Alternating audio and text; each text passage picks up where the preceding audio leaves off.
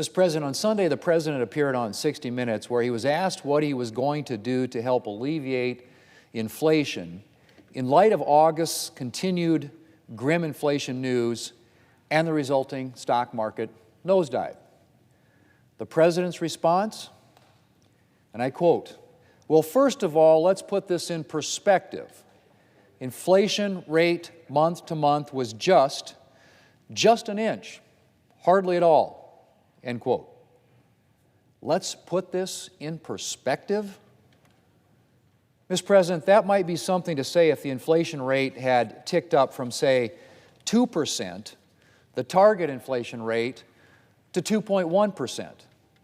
But I'm pretty sure that's not the appropriate thing to say when you're talking about the 6th straight month of inflation above 8% and the 9th straight month of inflation at or above 7%, and the 11th straight month of inflation above 6%. And even more concerning than August's consumer price index rising 8.3% from the same month a year ago was the increase in core inflation, a measure of inflation minus the volatile categories of food and energy. This measure increased to 6.3% in August, up from 5.9% in both June and July, suggesting that inflation is sinking its roots even deeper into various sectors of our economy. Or in the words of a CNBC headline from last week, and I quote, "Inflation isn't just about fuel costs anymore as price increases broaden across the economy," end quote. But of course, you don't have to take my word for it about the mess that we're in. Here's what one of President Obama's top economic advisors had to say last week after August's inflation numbers came out. Again, I quote, "Today's CPI report confirms that the U.S. has a serious inflation problem. Core inflation is higher this month than for the quarter, higher this quarter than last quarter, higher this half of the year than the previous one, and higher last year than the previous one," end quote. Let's put this in perspective. That's what President Biden had to say. Mr. President, here's the American people's perspective. 57% of Americans disapprove of President Biden's handling of the economy. And 37% of voters say that President Biden's policies have hurt them personally versus just 15% of voters who say his policies have helped them. And these numbers are no surprise. The President may somehow still believe that he's creating an economy that will, quote, work for working families, but the reality is that in the Biden economy, working Americans are suffering. Americans' utility bills are soaring. Their grocery bills have ballooned. And they're paying $1.30 more per gallon every time they fill up their car than they were when President Biden was elected. Real wages have dropped every single month since Democrats passed their $1.9 trillion American Rescue Plan spending spree, the bill, I would add, that helped plunge our economy into our current inflation crisis. And 40% of Americans report having difficulty paying for their normal household expenses. Americans are dipping into their savings or working side jobs to make ends meet. They're charging more day-to-day expenses on their credit cards. And in too many cases, they're having to visit food banks, which are seeing huge lines thanks to continued high inflation. And what are Democrats and the President doing about this? Nothing. Of course, last month, Democrats did pass a bill they called the Inflation Reduction Act. The problem? The bill will do nothing to reduce inflation. Nothing. And again, you don't have to take my word for it. The nonpartisan Penn-Wharton budget model said that this about the bill's impact on inflation. And again, I quote, "The impact on inflation is statistically indistinguishable from zero."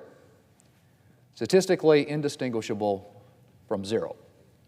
Or you could take the word of the Democrat chairman of the Budget Committee, who admitted right here on the Senate floor that the so-called Inflation Reduction Act would not reduce inflation. But it's not just that Democrats have done nothing to help solve our inflation crisis. They're also on track to make Americans' economic situation significantly worse. In August, President Biden announced a massive student loan giveaway that could cost anywhere from an estimated $500 billion to more than $1 trillion. And that from the Committee for a Responsible Federal Budget notes, and I quote, meaningfully boost inflation. This is the statement from the Committee for a Responsible Federal Budget talking about the President's massive student loan giveaway, and they say it will, quote, meaningfully boost inflation.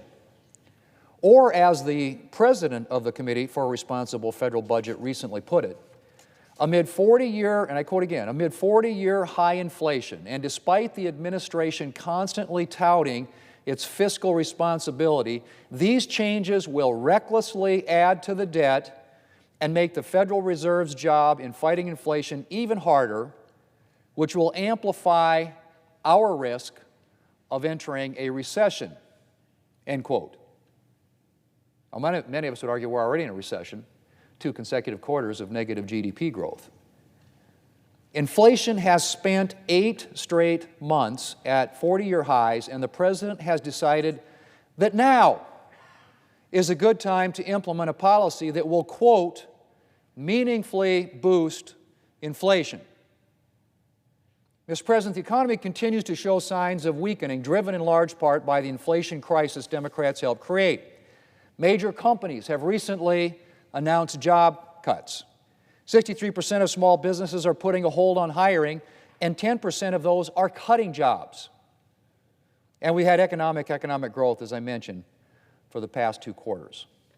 And so naturally, Democrats decided this was a good time to raise taxes on businesses.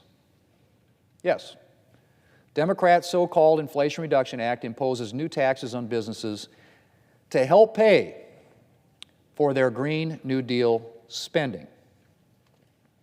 I say taxes on businesses, but of course, taxes on businesses largely fall on workers and consumers in the form of fewer jobs and opportunities, lower wages, and higher prices. In other words, pretty much the exact opposite of what we need right now, with prices soaring and wages falling, or failing, I should say, to keep pace with inflation. The Inflation Reduction Act also imposes new taxes on energy that will drive up energy prices for both American families and American businesses, imposing further pain on family budgets and likely prolonging our inflation crisis even further. Mr. President, the President may have wanted to build an economy from the bottom up and the middle out, as he has described it. Instead, he and his fellow Democrats have helped create an economy in which working families are struggling to make it from one paycheck to the next.